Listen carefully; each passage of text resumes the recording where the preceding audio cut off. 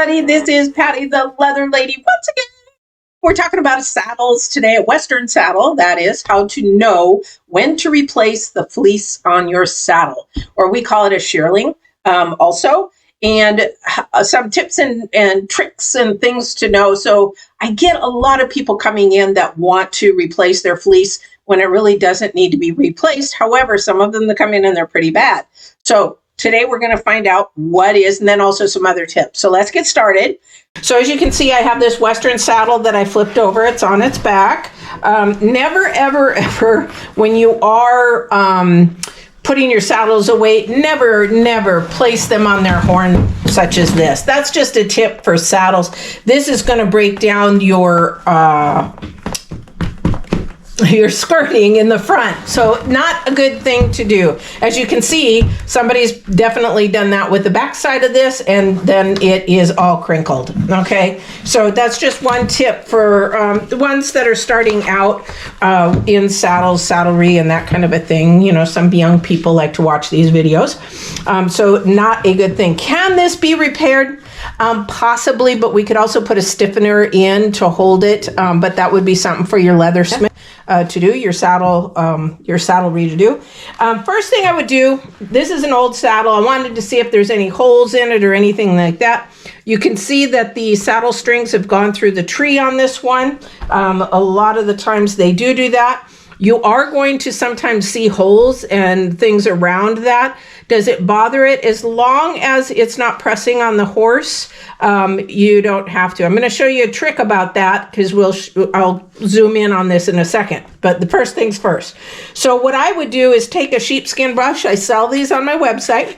And it's under, I think, the Sheepskin Care, but it's a bigger brush and it's a nicer brush. This is just, I've had this for eons, and we clean blankets with it. I would clean it to make sure that everything is firmly attached to the skin. If it's a real sheepskin, also it will begin to tell me if this is real or not. But I would do that. I would just go ahead and go over it with a brush of that nature. Refleecing can be very expensive. It could be about $400 because not only the shearling is expensive, but your labor to do it, because I have to take the whole saddle apart on the bottom and then put it all back together because these are laced through the saddle. Okay, and I'm not just gonna cut around it and put fleece over it. That would. Some people do. Be careful where you spend your money, and ask them, how many of them have you done? How many, of these saddles have you done? Okay, so when you bring one and you've got, say, holes and pockets all over the saddle, then yes, you need to bring it in. So if there is holes up in this top area. So in this top area is where your tree is. You can feel it. If you rub your fingers along it, you can feel the tree, okay? You can feel it. It goes all the way up in here, all the way around. So this is a tree that goes the whole length of the back. There's nothing here but skirting, okay? This is just all skirting. It's just the two pieces of leather together. This is where you want to focus. Okay, this is where you want to focus, okay?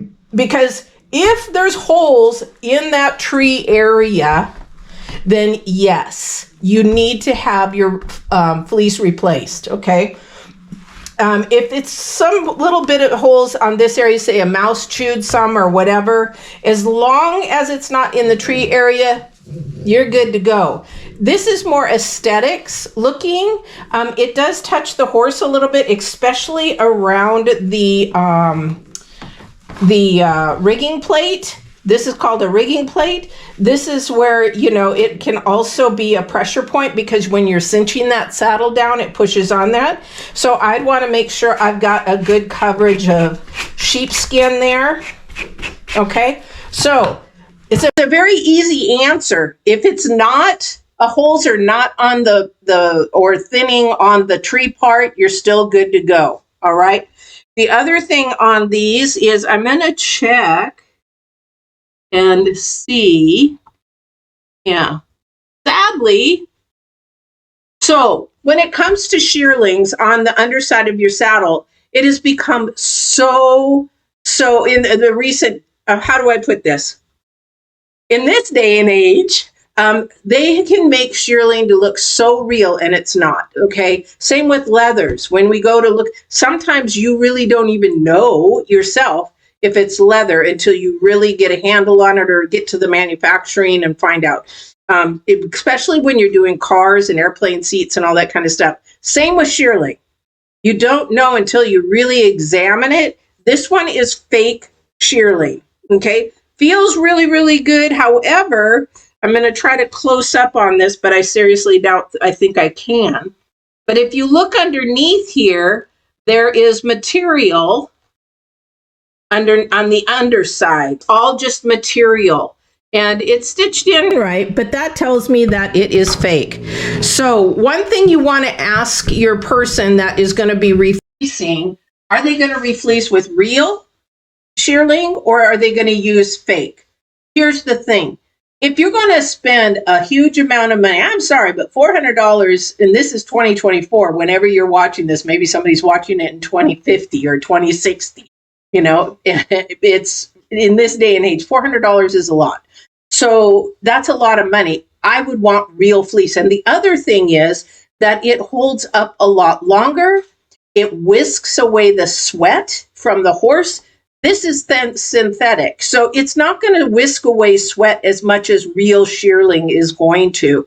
It also keeps it cool, a little bit cooler in the summer and warmer in the winter. And that's why if you go on my website, you'll see me selling a lot of real sheepskin products, especially for the horses and saddle pads and bumpers and anything to do with horse, even Western nose bands, putting sheepskin underneath that to keep it protected from sores and things like that. So be sure that your saddle repair person is using real shearling. Now, when you do that, don't be shocked because when you replace this shearling, it's going to be sort of a bright orange. Okay, I'm just getting ready to do this one. It actually bleaches out through the sunlight and things like that. Doesn't take long for it to turn this color. So this is a shearling I'm putting on this old 100-year-old saddle, and it's going to go back on. Now, do you see where the tree is going there?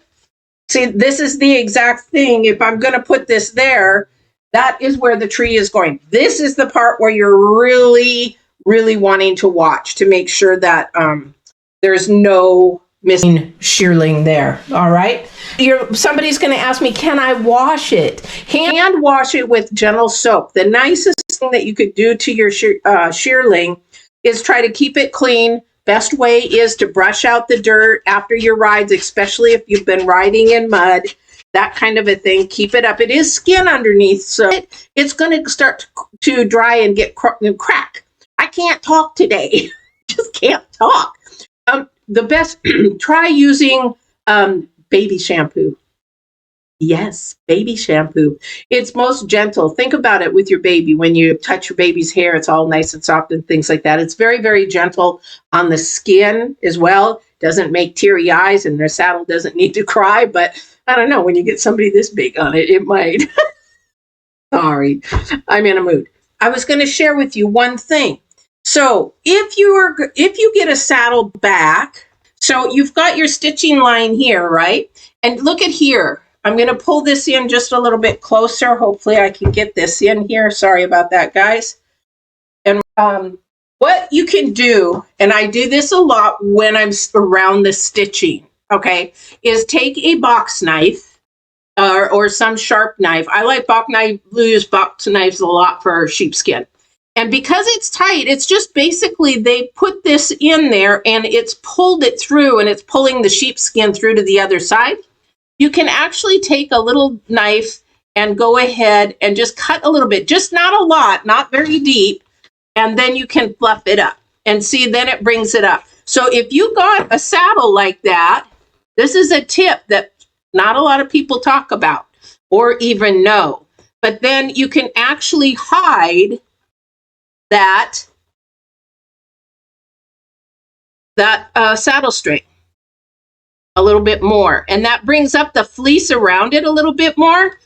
But I do that around stitching a lot just to bring it out, and it also aesthetically, see, now this one's all nice and puffy and higher than the others, because once we get done with the shearlings, Sometimes we go and we shave and trim them so that they're all nice and even.